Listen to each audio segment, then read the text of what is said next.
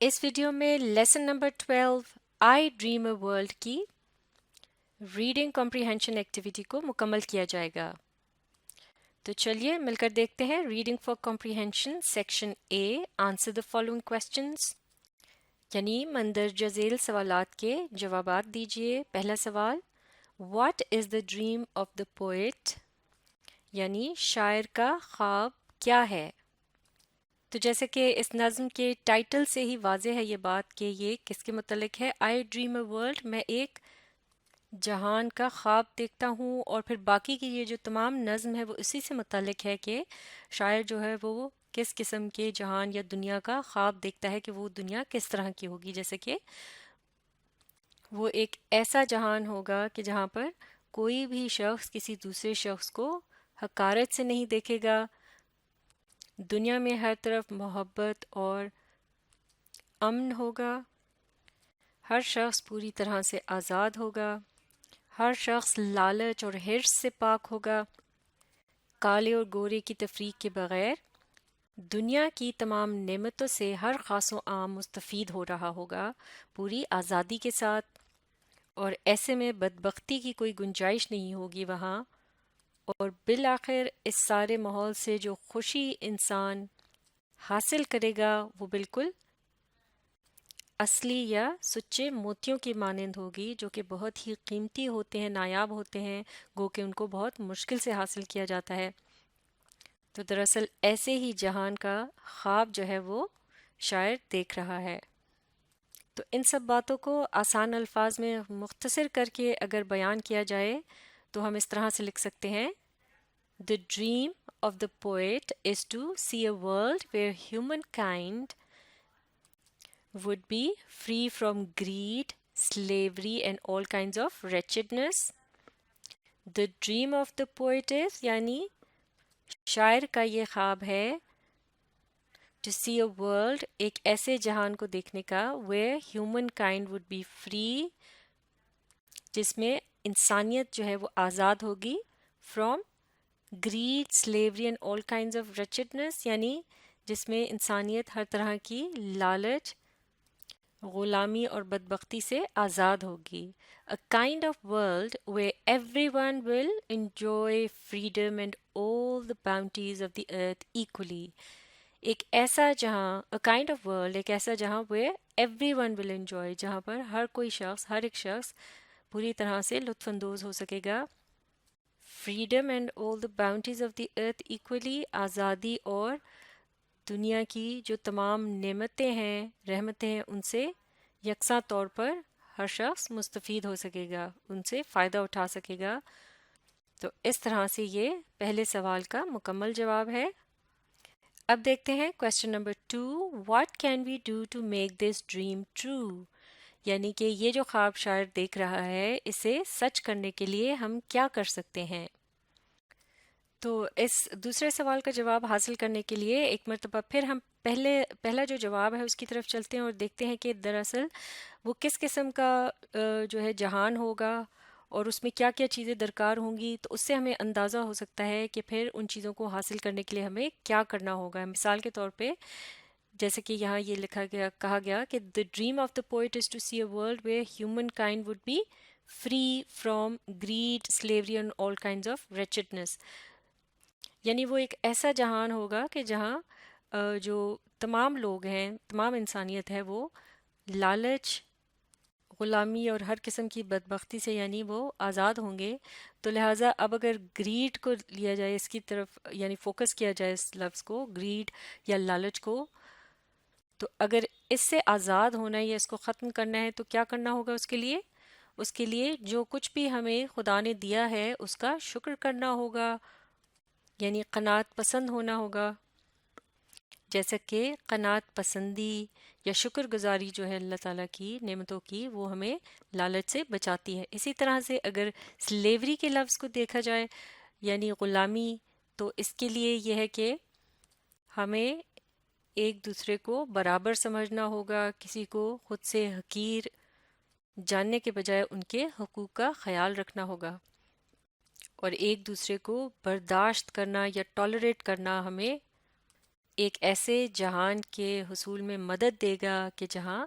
ہر کوئی آزادی کے ساتھ دنیا کی تمام نعمتوں کا فائدہ اٹھا سکے گا۔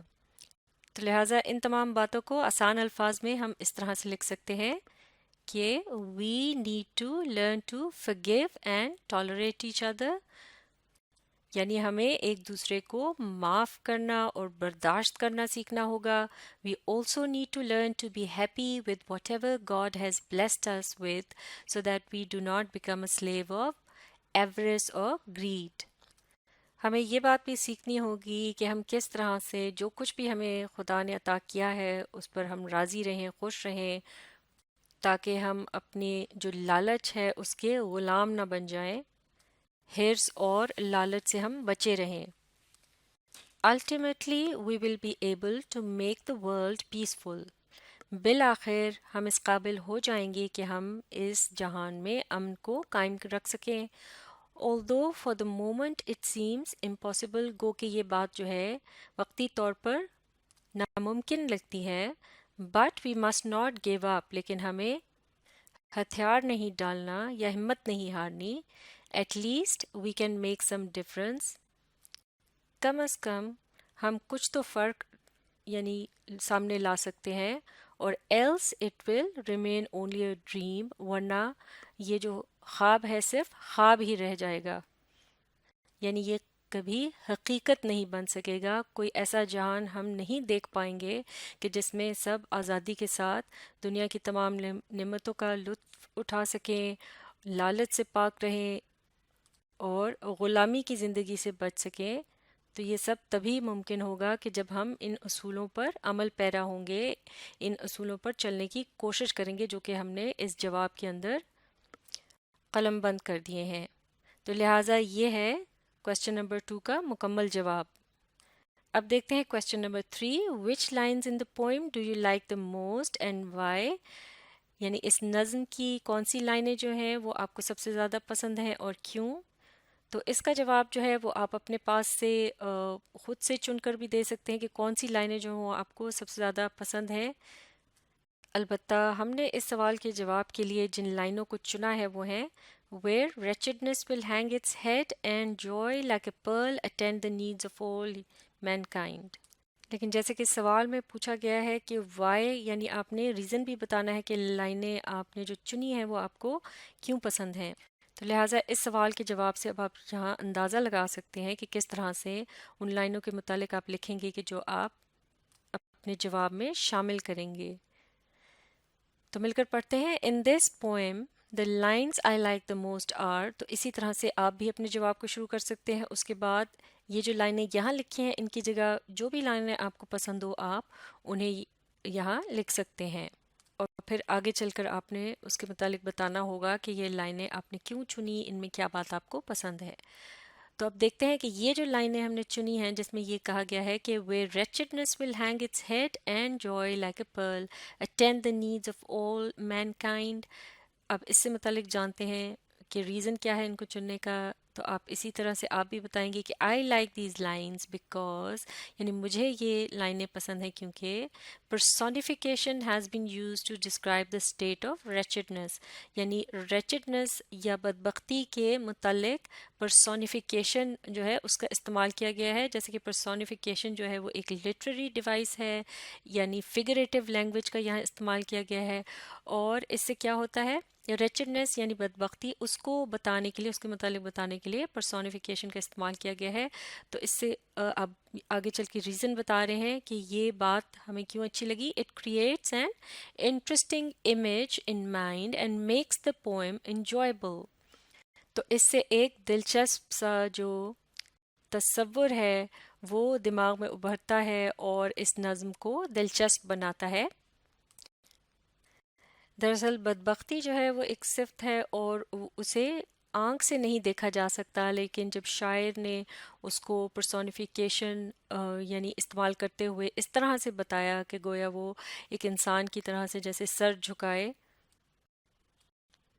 موجود ہو،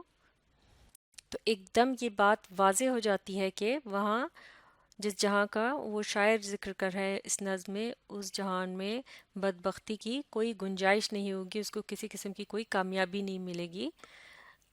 اسی طرح سے اس جواب کا اگلا حصہ دیکھتے ہیں کہ اور ایک اور وجہ بھی ہے، یعنی کہ اور وہ یہ ہے a simile has also been used here to compare joy with pearl to tell how precious is the value of much needed joy in the world. A simile has also been used here، یعنی کہ ایک تشبیہ جو ہے اس کا استعمال کیا گیا ہے یہاں پر، اور وہ کیا گیا ہے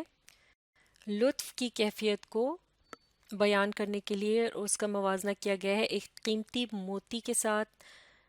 جو کہ اصلی موتی یا سچا موتی جسے کہتے ہیں وہ ہوتا ہے جو بہت ہی نایاب ہوتا ہے، قیمتی ہوتا ہے، مشکل سے حاصل ہوتا ہے، لیکن جب وہ حاصل ہو جاتا ہے اور اسے استعمال کیا جاتا ہے سجاوٹ کے لیے تو وہ خوبصورتی میں اضافہ کرتا ہے۔ تو یہاں بھی سملی کا جو استعمال ہے اس کی مدد سے بھی پڑھنے والوں کے ذہن میں ایک بڑا ہی خوبصورت اور دلچسپ سا جو ہے نقشہ سا بن جاتا ہے اس بات سے متعلق جو شاعر بیان کرنا چاہ رہا ہے،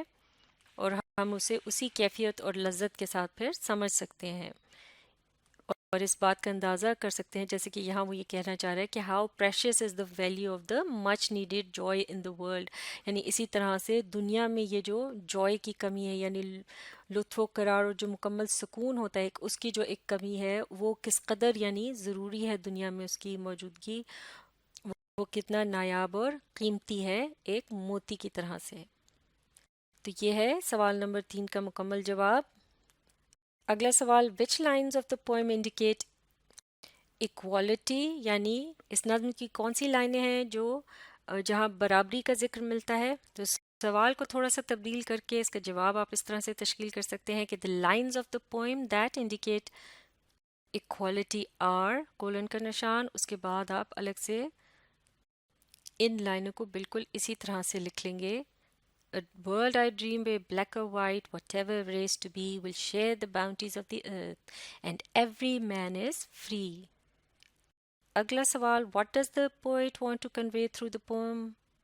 یعنی شاعر جو ہے وہ اس نظم کے ذریعے کیا پیغام پہنچانا چاہ رہا ہے، تو اس سوال کو تھوڑا سا تبدیل کر کے اس طرح سے جواب بنا سکتے ہیں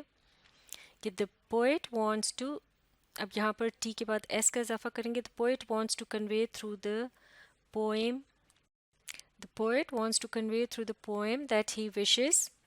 اور پھر اس کے بعد پہلے جو جواب تھا بالکل اسی کو یہاں شامل کریں گے اس طرح سے he wishes to see a world where humankind would be free from greed, slavery and all kinds of wretchedness, a kind of world where everyone will enjoy freedom and all the bounties of the earth equally۔ تو اس طرح سے یہ جواب مکمل ہو جائے گا۔ اب دیکھتے ہیں آخری سوال do you like the poem why, کیا آپ کو یہ نظم پسند آئی اور کیوں؟ تو اس سوال کا جواب اس طرح سے لکھا جا سکتا ہے کہ I like the poem because it reminds us that, اور پھر یہ جو دوسرا جواب تھا جواب نمبر 2 اس کو شامل کر سکتے ہیں اسمال ڈبلیو کے ساتھ، it reminds us that we need to learn to forgive and tolerate each other، اور پھر یہاں پیسفل تک اگر آپ اسے لکھیں گے تو یہ جواب مکمل ہو جائے گا۔ تو یہ مشق یہاں مکمل ہو چکی ہے۔ اب آپ اس ویڈیو کو ری پلے کیجیے اور اس کے ساتھ ساتھ پڑھنے، سمجھنے اور لکھ کر پریکٹس کرنے کی کوشش جاری رکھیے۔